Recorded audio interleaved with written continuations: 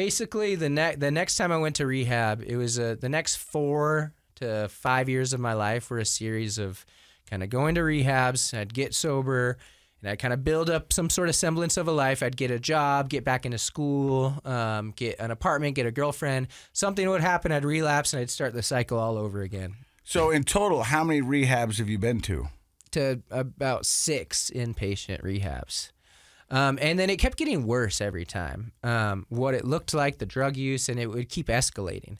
It was always a series of lines, I thought I'd never cross, and then, I crossed them, right? And this transition into how it became part of my life was so interesting. Like I said, when I was a kid in high school, it was something that I would do for fun, and it became a personality, a lifestyle, part of my identity, and by now, like, it was a means of survival. Like, I needed the drugs to survive, and by now I was doing, heroin.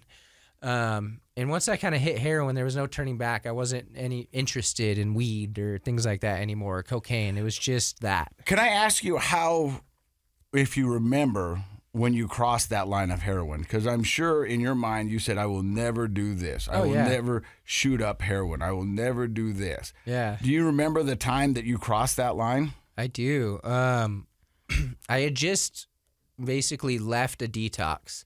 It was one of the times I was like, all right, it's time for me to get sober again. I was day 2 in a detox facility. Someone comes in and we kind of are feeding off each other's war stories and, oh, this is so fun. I used to do this. I used to sell these drugs, blah, blah, blah, blah. And then finally we amped each other up so much. We're like, let's get out of here and go get high.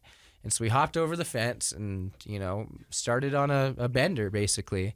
And yeah, we got some heroin. I had only been smoking it at the time, which even that is something I never thought I would do. Mm-hmm. But he had some needles and he's like, do you want to shoot up? And it didn't even cross my mind. I was like, yeah, it's probably time, I'm wasting it by smoking it, not getting high enough. And so I shot up and that was that. And then all of a sudden from then on out, I was an IV heroin user.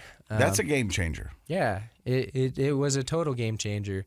And my life kept getting more and more unrecognizable from, the high school me who was, smart and into sports. And yeah, I was a partier, but, I was well liked and I was, I felt like a good kid, right? And then I got a full rights academic scholarship to a nice university. And then now I'm like shooting heroin and with a guy you met in detox behind the fence. Exactly.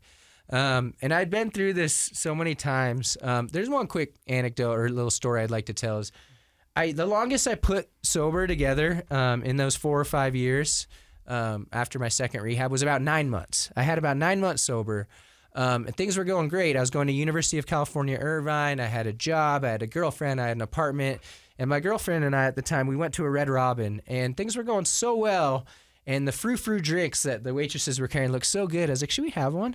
And she's like, yeah, why not? How can it won't hurt. And I had a drink. We had a few. But I didn't wake up the next day in jail or behind a dumpster or whatever. I woke up the next day, went to work, went to school. Everything was fine. I was like, I can drink. Well, 3 weeks later, I was doing heroin and meth every day.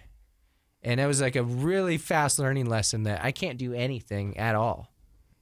Created that downward spiral pretty quickly. Like I said, it kept getting worse and worse, and my downward spiral started happening faster and faster.